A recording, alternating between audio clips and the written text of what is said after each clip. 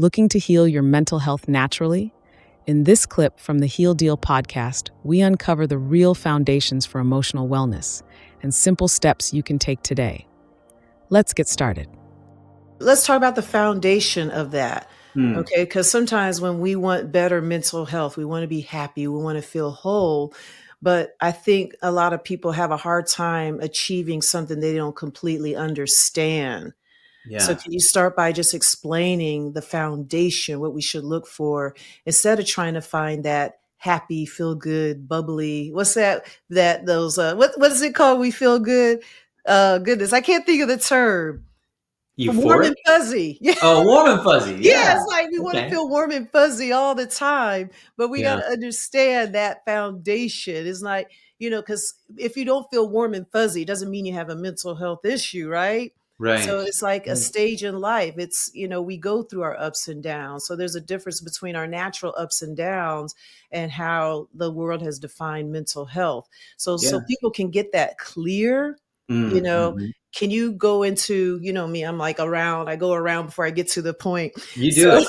the point I'm trying to make is the foundation of what it really takes, what we need to have a solid foundation of before we can actually expand it to whether mental health is an issue or not. Oh, wow.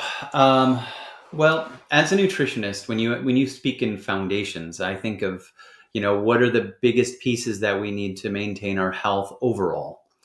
And when I think of depression or anxiety, um, I think of in terms of this gets pretty complicated, honestly. But I think in terms of being able to enjoy the moment, to be present right now is really, it's not so easy, right? People say, "Oh, just be here now," right? That's the thing that you hear people say. But if you don't have nutritional foundations and all of the things that can support that, it gets harder and harder. So the question begins to be, well, what's the first step? And I don't want somebody to feel overwhelmed that they have to do 100 things to get well. It's really about figuring out what's the biggest piece that's been missing from your life. And let's start there and let's add that in. Depression tends to be, and this is an oversimplification of it, quite honestly, but it tends to be too much thinking about things that have happened in the past, spending too much time reviewing like what you did wrong or what you're missing, or sadness that comes from looking in the past too much and not being in the moment, right? And another simple way of thinking of anxiety is too much worried about what's coming next, right? Instead of being in the moment. So, there's so many practices out there that are so good and helpful to that.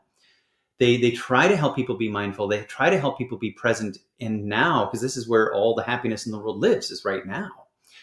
And if we can't do that, we have to start figuring out why, right? Why, what's pulling us back or what's pushing us forward?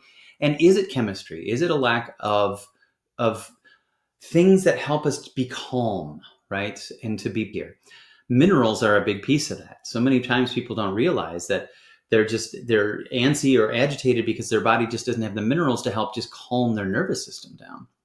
And so this is why I say it's a treasure trove when you start to look at it this way, and instead of judging yourself or feeling that something's wrong with you, or that, that there's just something not right about your life, you can use this as a way to start to inform you as to whether or not you simply are getting enough in the foods that you're eating that can allow you to have an appropriate response to things.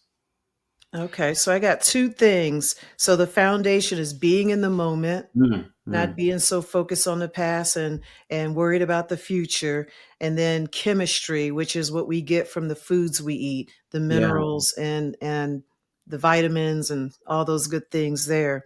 Is there anything else that's part of that solid foundation? Yeah, I mean, so being in the moment, and I would say, and this is me getting a little more profound than I usually do right away into a talk or conversation, but I believe that all of human suffering is the result of this illusion of being separate from other people.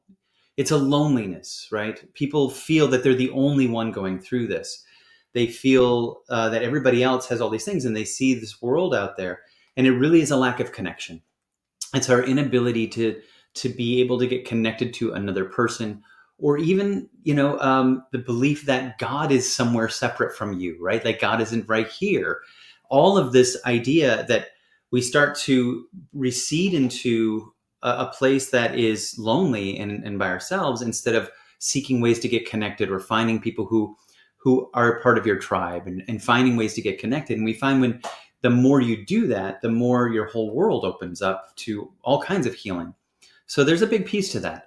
It can be very isolating to feel that you have depression and anxiety. And I think, again, the opposite of that is going to find ways to be connected to people as opposed to disconnected from them.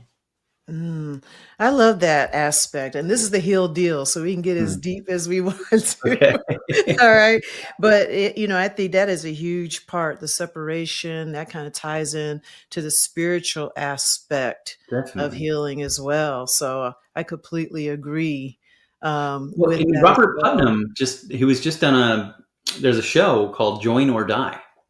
And it was so profound. And when he said in there, joining one group, just being a part of one group, reduces your risk of dying in the next year by half. There's so much more to that powerful being connected, finding people that you can be with and share space with, and enjoy the what life is about, is being connected, right? Yeah. And being a part of something bigger than just ourselves. Yeah, being a part of something. Like I Yeah. tell clients sometimes, just do stuff. They were worried about, what do I eat? What do I do? I'm like, just have fun, hang out with your family, go for a Sure. walk, get some sunlight. Sometimes it could be that easy. If you're feeling blue, just go outside and get some fresh air. And I have moments like that. Ain't nothing Yeah. like I'll just call it, I tell my kids, I just got to do my rounds. And they Yeah. know what that means. That means I'm gonna go outside and walk around the yard, Oh, get some nice. fresh air, and then boom, I'm good. I'm good to go. So just Yeah. understanding that, spiritually with people, the people you love, with nature. Yeah, I get what you're saying. Well, and it's very natural for people to get in their own heads, right? To Yeah. really to look at things from this outside view, as if we're not actually in the life even. And no one is immune to this, right? And everybody, I think, at some point in life is going to go through periods of rumination and really thinking about the bigger things in the world. And I think the more, though, that we can spend time talking with each other about this, the more connected we can feel when we're going after these things. So there are a lot of great ways that people are trying to help, heal people, and in the mental and spiritual ways. And we couldn't mention them all right now, but if I were to distill it down to, I think the simplest way for me to explain that, I think that's a big piece of it. Yeah. Yeah, I feel you there. Yeah, chemistry, being in the moment are huge. Separation or just being part of a group. And I'll just add one more, then we'll Hmm. move on. Because I know there's like, I think of one, they're like, oh, there's another. But I think this is really important for our listeners is environment as well. It kind of Oh, ties in with the connection with other people. But it also can be, the environment you keep, the music you listen to, the company you keep, the way your house looks, the colors you wear. There's so many other factors. Environment is a huge one. definitely. Oh, and that I can already hear people saying, well, if you're just around other people who are sad or angry all the time, that's just going to make you sad or angry. And there's something to that. It is important to find people who do elevate you, who do make you feel good about yourself, right? And that's not always easy, but it's the more you can be in, you can have some inspiration to know that there are people out there who will, right? You just have to find them sometimes. It takes a little effort to do that. Yeah, so just wanted to share some ideas out there of what the foundation and what it really takes. So if you're struggling and you want to get better and feel better, start to look at the world around you. Start to look at your foundation, what you're putting in your body. Are you worried? Are you ignoring the moment because you're worried about something that happened 10 years ago, worried about something that's going to happen 2 years from now, and change your environment. Get rid of that old couch, or get them dust balls out your kitchen.